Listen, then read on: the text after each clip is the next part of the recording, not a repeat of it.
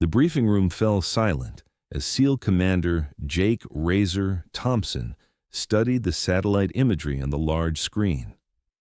The compound is fortified, surrounded by anti-aircraft systems, and positioned in terrain that makes helicopter operations impossible, he said, shaking his head. No Apache can hit that target and survive.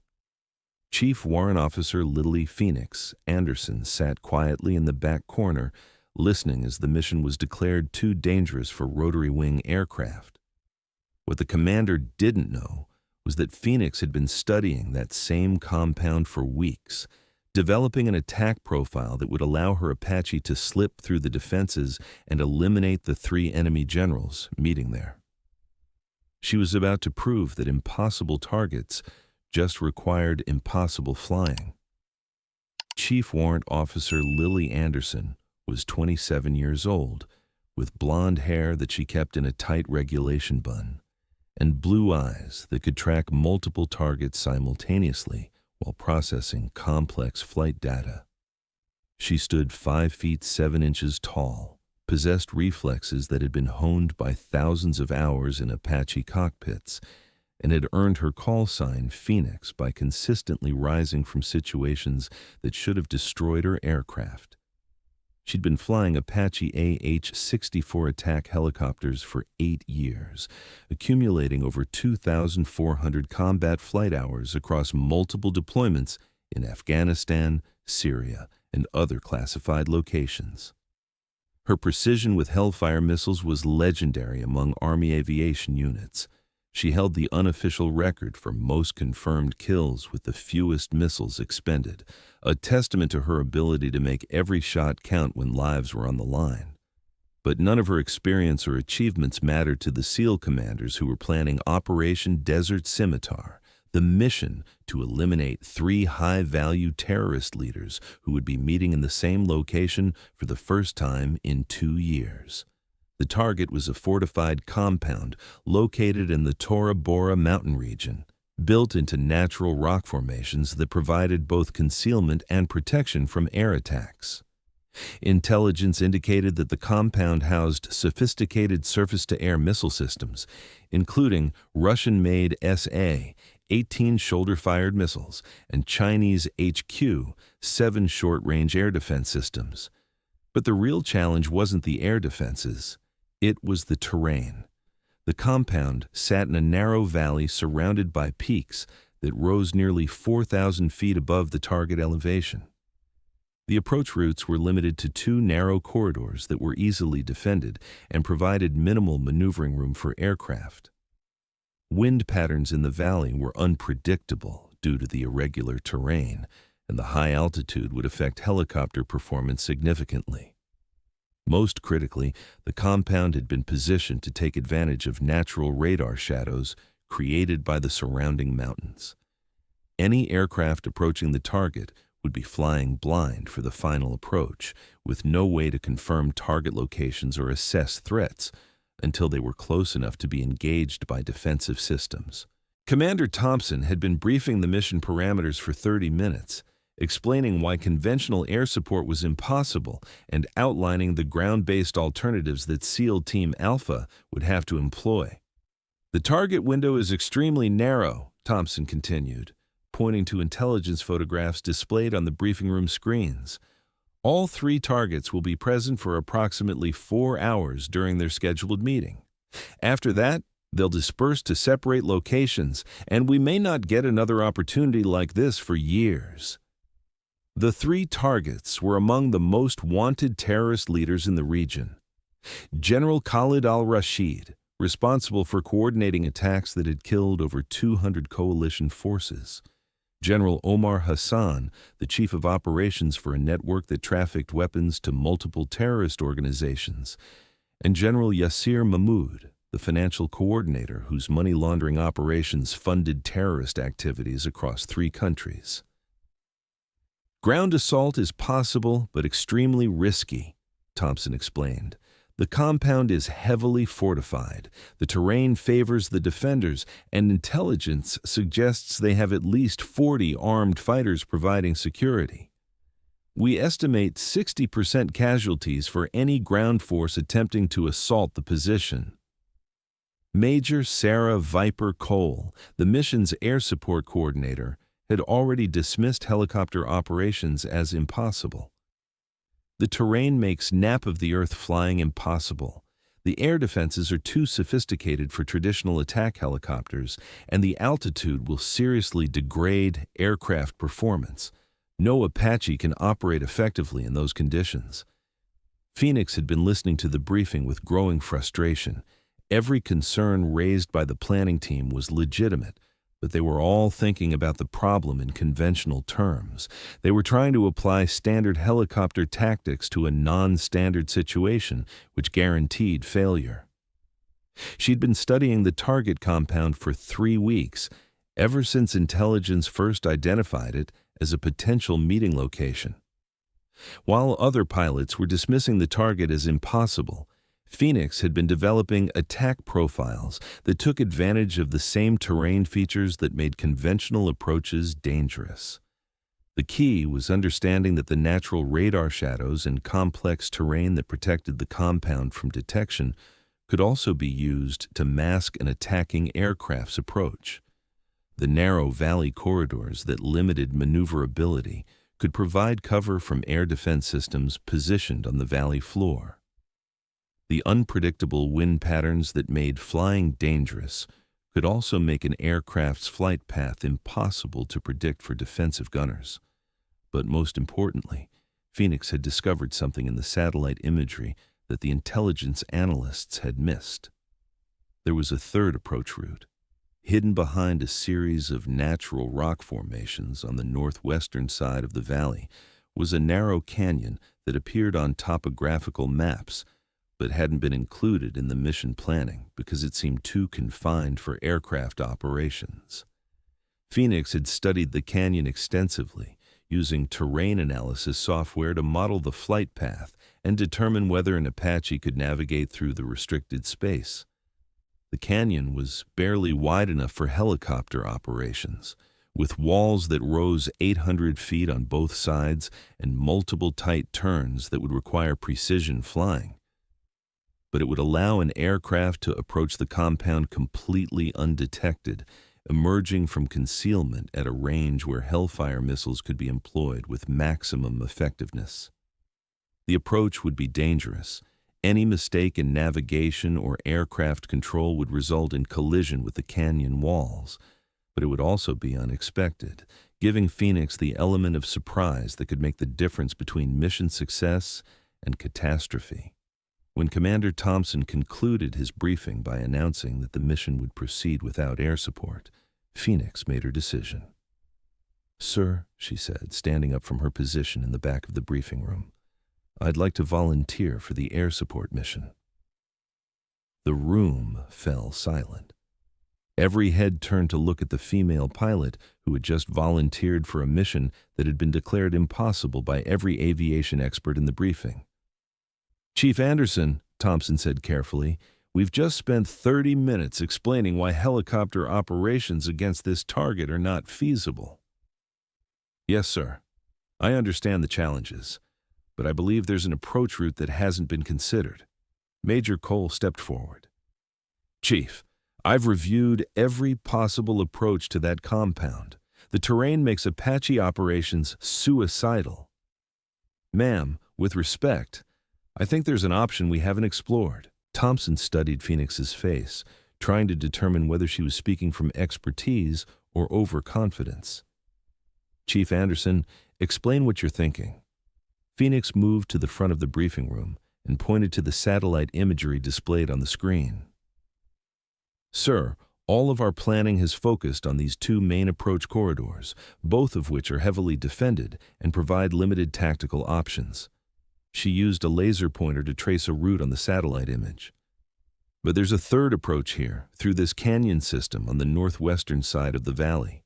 The canyon isn't wide enough for conventional aircraft operations, but an Apache can navigate through it with precision flying." Colonel Marcus Steele Williams, the mission commander, leaned forward. "Chief, that canyon looks barely wide enough for a helicopter. What's your margin for error? Approximately 12 feet on each side, sir. It's tight, but manageable for an experienced pilot. And if you encounter wind shear or mechanical problems while you're in the canyon, then I crash, sir. But if I make it through, I'll have a clear shot at the compound from a position where they won't expect air attack. Thompson looked at the other officers in the room. Chief Anderson, walk us through your proposed attack profile. Phoenix had been preparing for this conversation for weeks. She pulled up detailed terrain maps on her tablet and connected it to the briefing room display system. The approach begins here, approximately 40 kilometers from the target. I'll fly nap of the Earth to this ridgeline, using natural terrain masking to avoid detection by early warning systems. She traced the route on the map with her finger. From there, I'll transition into this canyon system, navigating through approximately 15 kilometers of confined terrain. The canyon walls will provide complete concealment from both radar and visual detection. What about the air defense systems? Major Cole asked. The SA-18S are shoulder-fired systems with limited range and effectiveness against targets moving at high speed through confined spaces. The HQ-7 system is positioned to cover the main approach corridors, but it can engage targets emerging from this canyon due to terrain masking. Thompson studied the proposed route. Chief, what's your confidence level for navigating through that canyon? Hi, sir. I've been practicing confined space flying in similar terrain, and I've run computer simulations of this specific route multiple times. And once you're in position to attack, I'll have clear lines of sight to the primary building where the targets will be meeting. 3 Hellfire missiles fired in sequence will eliminate all 3 targets simultaneously. Colonel Williams considered the proposal. Chief Anderson, this is extremely high-risk flying. If something goes wrong, we won't be able to mount a rescue operation. Sir, I understand the risks, but this may be our only opportunity to eliminate all 3 targets in a single operation. The briefing room was quiet as the command staff evaluated Phoenix's proposal. The mission would be dangerous, but the potential payoff was enormous. Eliminating all 3 terrorist leaders would significantly disrupt enemy operations and potentially prevent dozens of future attacks against coalition forces. Thompson made the decision. Chief Anderson, you have authorization to attempt the mission, but I want detailed contingency plans for abort scenarios, and I want constant communication throughout the approach. Yes, sir. And Chief? Thompson's expression was serious. If this doesn't work, if you can't make it through that canyon, or if the defenses are stronger than anticipated, I want you to abort immediately. These targets aren't worth losing an Apache and an experienced pilot. Understood, sir. The mission planning for Operation Desert Scimitar intensified over the next 48 hours. Phoenix worked with intelligence analysts to refine target identification, coordinated with electronic warfare specialists to minimize her aircraft's detectability, and conducted detailed rehearsals using flight simulation systems. She also worked extensively with her co-pilot gunner, Chief Warrant Officer Marcus Ghost Rivera, a veteran Apache weapon systems operator with over 1,800 combat hours and a reputation for precision engagement at maximum range. Ghost, I need you to understand that this mission is going to require split-second timing, Phoenix explained during one of their planning sessions. We'll have maybe 30 seconds from the time we emerge from the canyon until we need to be firing missiles. Phoenix, I've been doing this for 12 years. I can acquire and engage 3 targets in under 20 seconds if you get me into position. The challenge isn't just target acquisition. We need to ensure that all 3 targets are eliminated simultaneously. If one of them survives the initial attack, he'll be gone before we can re-engage. Rivera studied the targeting data on his display. What's the spacing between targets? Approximately 200 meters. The primary building is here, with two secondary structures positioned to provide overlapping fields of fire for defensive positions. Time of flight for Hellfire missiles at this range is approximately 8 seconds. If I fire all 3 missiles within a 4-second window, they'll impact nearly simultaneously. Phoenix nodded. That's the plan. But we only get one shot at this. If we miss, or if the targets aren't where intelligence says they'll be, the mission fails. The morning of the operation, Phoenix conducted her pre-flight inspection with the methodical care that had kept her alive through dozens of combat missions. She checked every system, every weapon, every component that could affect mission success or aircraft survival. The Apache AH-64E she would be flying was equipped with the latest avionics, including advanced targeting systems, electronic countermeasures, and communication equipment. But more importantly, it carried 3 AGM-114 Hellfire missiles, precision-guided weapons capable of eliminating hardened targets at ranges up to 8 kilometers. "Phoenix, you ready for this?" Rivera asked as they completed their systems checks. "I've been ready for 3 weeks," she replied. "Let's go prove that impossible targets just require impossible flying." The flight to the target area took 90 minutes, flying at low altitude through valleys and mountain passes that provided concealment from enemy radar systems. Phoenix used every terrain masking technique she'd learned during her years of combat flying, staying below ridgelines and using natural features to avoid detection. As they approached the final waypoint before entering the canyon system, Phoenix contacted the Mission Command Center. "Control, this is Phoenix, approaching Point Alpha. Beginning canyon approach in 2 minutes. Phoenix, control. Weather conditions are marginal with gusty winds reported in the target area. Confirm you want to proceed with the mission." Phoenix checked her weather radar and wind indicators. The conditions were challenging, but within acceptable parameters for the type of flying she'd been training for. "Control, Phoenix. Weather is acceptable. Proceeding with the mission." "Roger, Phoenix. Good hunting." The entrance to the canyon was a narrow gap between 2 towering rock formations that seemed impossibly small for a helicopter as large as an Apache. Phoenix slowed her approach, carefully positioning the aircraft for entry into the confined space. "Ghost, we're going in. From this point forward, maintain radio silence unless we have an emergency." "Copy. Let's do this." Phoenix eased the Apache into the canyon, immediately feeling the aircraft's response change as the rotor wash began interacting with the confined space. The walls rose up on both sides, creating a sense of flying through a natural tunnel carved from solid rock. The first challenge came within minutes, a sharp left turn that required Phoenix to bank the aircraft nearly 45 degrees while maintaining precise altitude control. Too high, and the rotors would strike the canyon walls. Too low, and the aircraft would impact the rocky floor.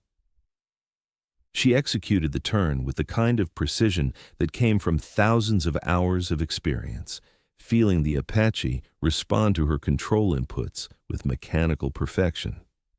The second challenge was a series of S-turns through a section of canyon where the walls narrowed to less than 60 feet apart. Phoenix had to fly the aircraft sideways through the tightest sections, using collective and cyclic control inputs that required split-second timing and perfect coordination. "This is insane flying," Rivera muttered over the intercom.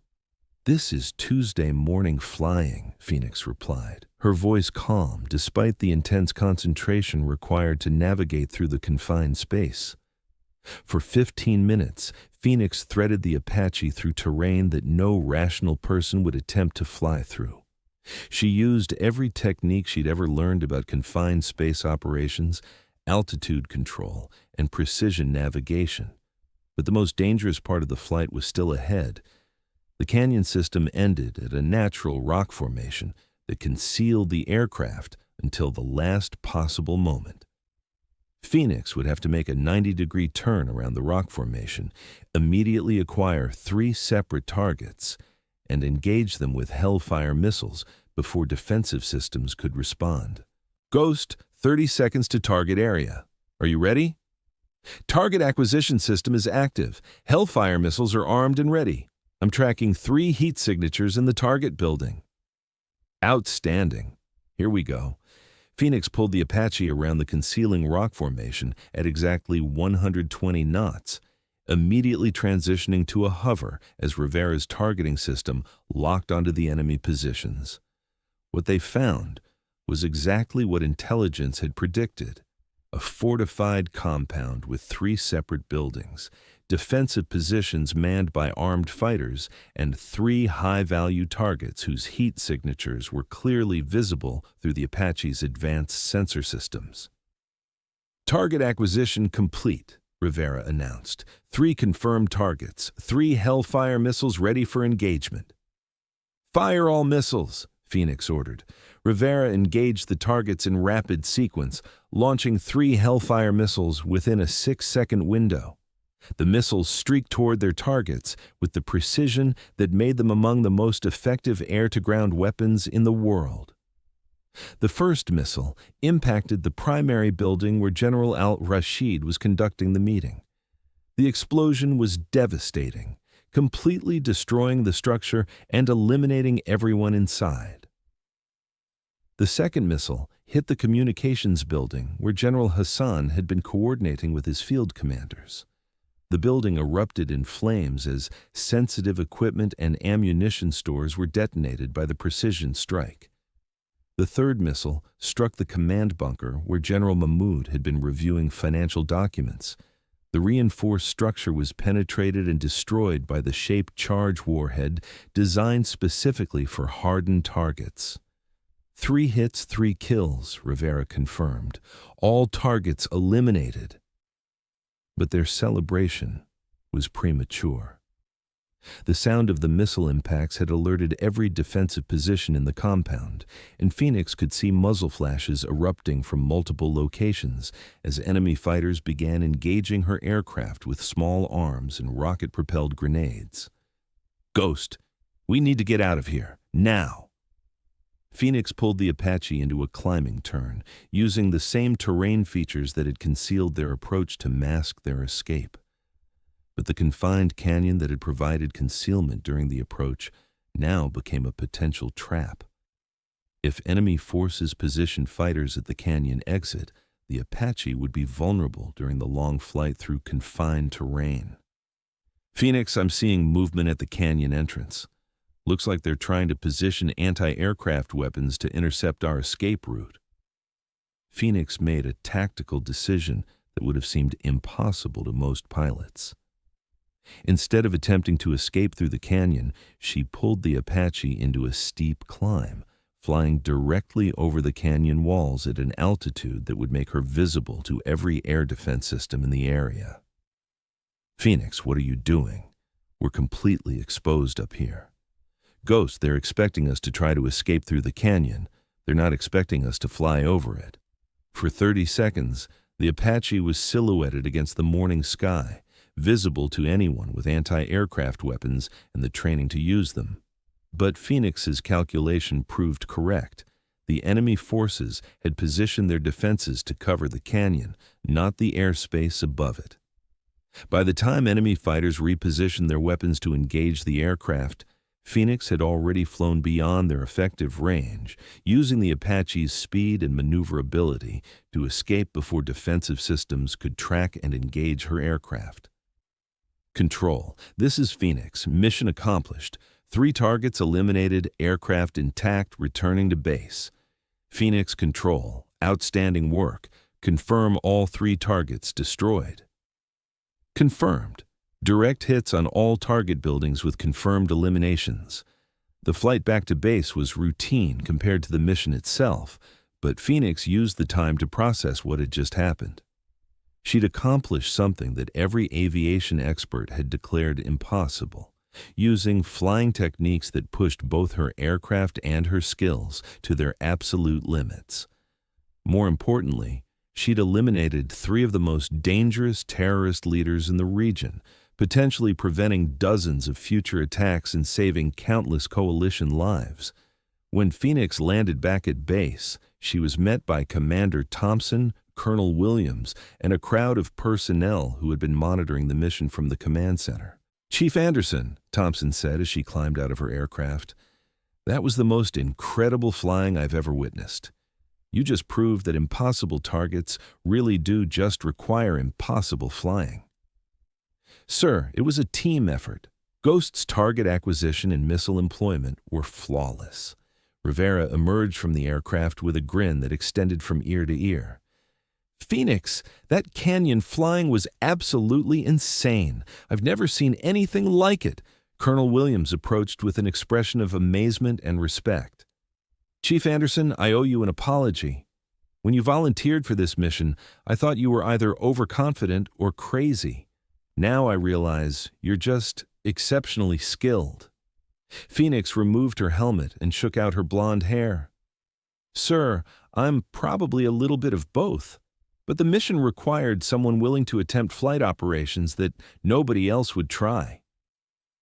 The mission debriefing revealed the full scope of Phoenix's achievement. She had successfully navigated 15 kilometers of confined canyon terrain, emerged at the perfect position for target engagement, eliminated 3 high-value targets simultaneously, and escaped from heavily defended airspace using unconventional tactics that had never been attempted before. But more importantly, intelligence analysis confirmed that all 3 terrorist leaders had been killed in the missile strikes.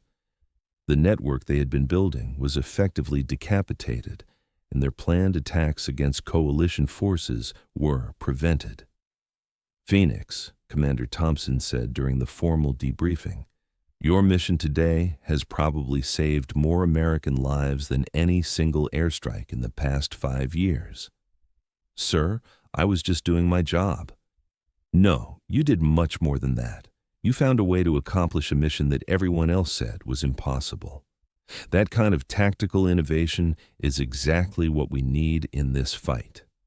6 months later, Phoenix was promoted to Chief Warrant Officer 4 and assigned to lead the newly created Precision Strike Training Program, where she would teach other Apache pilots the unconventional flying techniques she'd developed.